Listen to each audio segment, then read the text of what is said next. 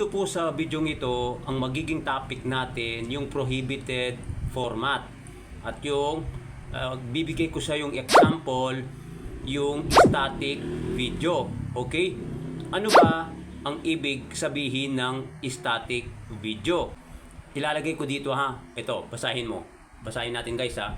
Sabi dito, prohibited formats, content presented in the following formats cannot be monetized.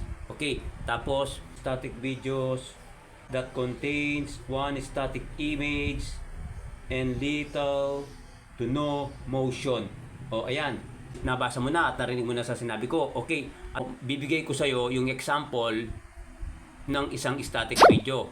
Okay, ito yun guys.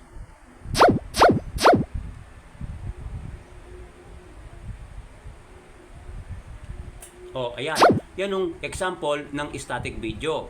Okay? Kasi sabi dito, yung image lang na ginawa mo, kinonvert mo as a video ay hindi ma-monetize. Kaya kailangan din nating malaman to para hindi sayang yung video natin na gagawin. Maraming salamat po. Sana may natutunan kayo.